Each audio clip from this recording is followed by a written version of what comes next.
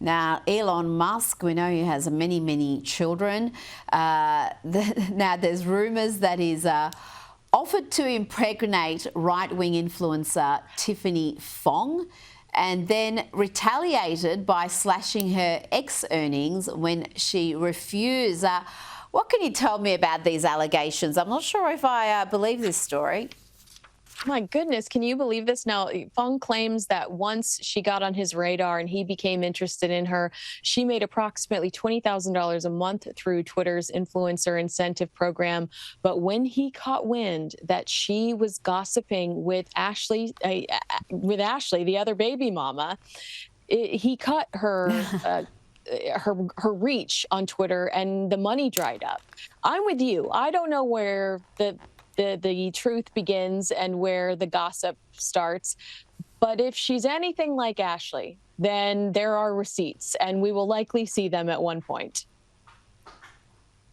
Well, this is the thing. I'm surprised if you've got these stories, there's not ample evidence to back them up. Text messages, voice messages, whatever else, however else you've communicated. And talking about Ashley Sinclair, the mother of Musk's 14th child, or 14th we know about, she's made some more bombshell claims. She says she turned down $15 million from Elon Musk to conceal the fact that he is the father of her child. She didn't want the newborn to feel like he's a secret, and Sinclair's revealed her son's name for the first time. It's a Rumorless Sinclair. I mean, when is this guy going to stop naming his children after Wi-Fi passwords? My mind is blown every time I hear one of these new names. But you're right.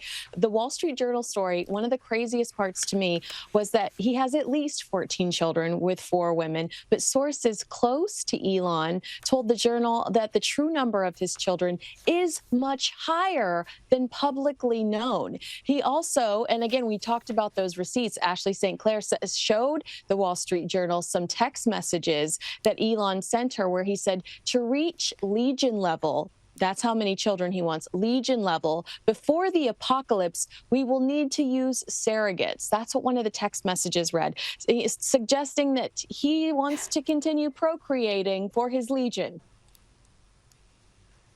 Well, if he's got this many children, I mean, even if it's just 14, can't believe I'm saying that. He always seems to be with one. He's always with little X. I can imagine the others would be a little bit jealous of the attention X is getting above all others. This is the stuff that we're going to see movies and all sorts of books written about down the track.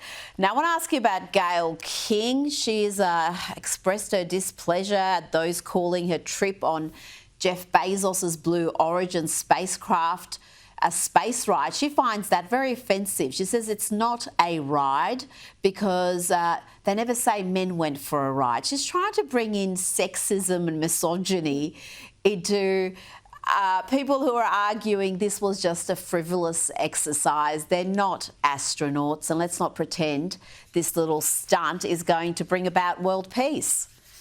Amen. Yeah. Whether or not it's a space ride, I think it's irrelevant. The real question is whether it's a conflict of interest. And that estrogen enema that we saw launch into the sky cost a regular person like you or I $300,000. And people want to know if King broke her employer CBS's rules by accepting gifts for good coverage in the process of this eco trip. I'm much more interested in that. This feels like Gayle trying to distract from the real issue, and that's whether or not this was morally corrupt.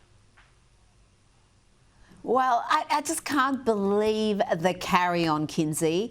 These women have put on such a performance afterwards. I think no one would have been critical if they did this and they shared their experience, but every single one that I've seen, whether it's Laura Sanchez, whether it's Katy Perry or Gayle King, has tried to paint this stunt as some world-changing, significant event, not just for womanhood, but for mankind. And it's just so self-delighted, so divorced from reality. It's hard not to mock it. Yeah, I mean, maybe it's not a space ride. Maybe it's just an ego trip. At the end of the day, it's an ego trip. Ego trip, exactly. Exactly. Kinsey Schofield, you've nailed it there. Thank you so much for your time tonight.